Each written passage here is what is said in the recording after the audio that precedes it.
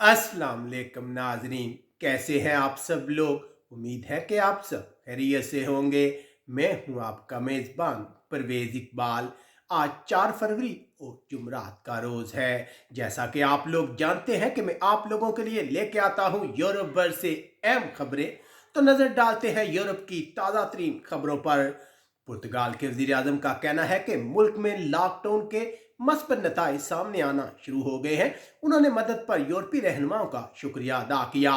याद रहे कि जर्मनी की तिबी टीम गुज़िश्ता रोज़ पुर्तगाल की मदद को पहुंची थी। पुर्तगाल में गोल्डन वीज़ा स्कीम की दरख्वास्तों के रश के बाद हुकूमत जुलाई में बड़ी तब्दीलियां करने जा रही है।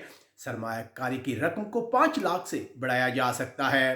उधर बेल्जियम की एक अदालत ने एक ईरानी सफारतकार को 20 साल कैद की सजा सुनाई है।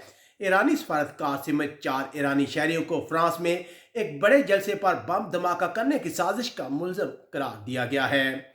उधर बेल्जियम के हुक्काम का कहना है कि उस मस्जिद को बंद और इमाम मस्जिद को डिपोर्ट कर दिया जाएगा जिसने सोशल मीडिया पर अपने बयान में हमजिन्स परस्ती को बीमारी करार दिया था।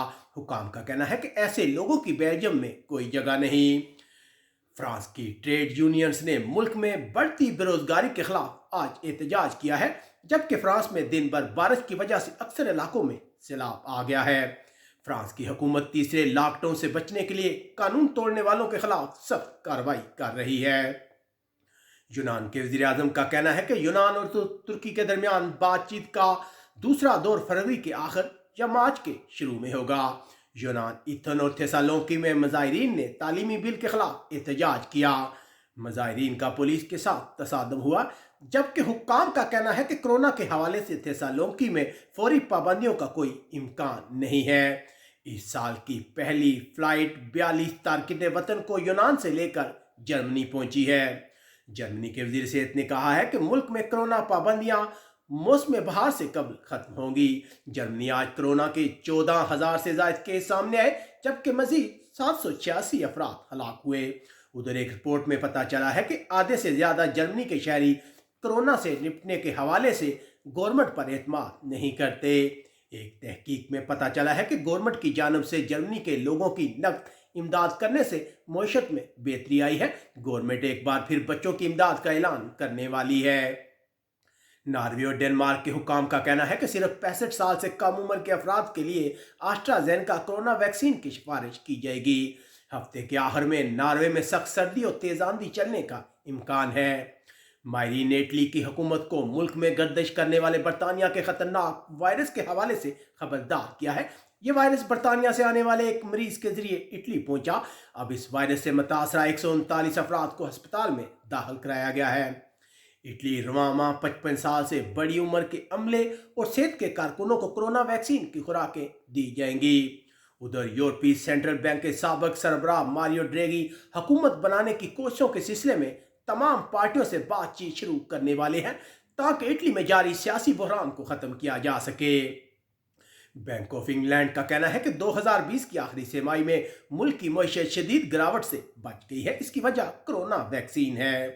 पेशन गोई की गई है कि इस साल के पहले 3 माह में मईशत में 4% गिरावट होगी।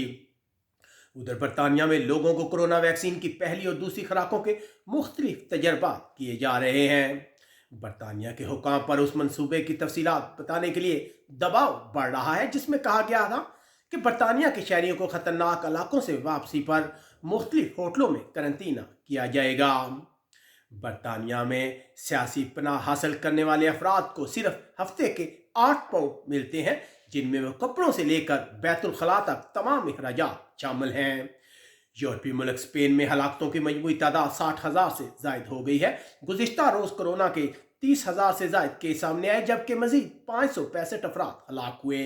स्पेन के सूबे कैटालोनिया के हुक्काम ने तस्दीक की है कि पीर के रोज से सूबे में मरहलावार पाबंदियों का खात्मा शुरू हो जाएगा।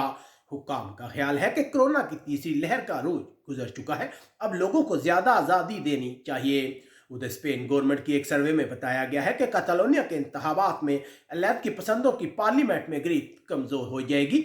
उम्मीद है आपको हमारी ये नशरियात पसंद आई होगी। आप कमेंट्स करके अपनी राय से हमें आगाह कर सकते हैं। अब तक के लिए इतना ही। अपने मेज़बान परवेज़ इकबाल को इजाज़त दीजिएगा। अपना बहुत ख्याल रखिएगा। अल्लाह हाफिज़।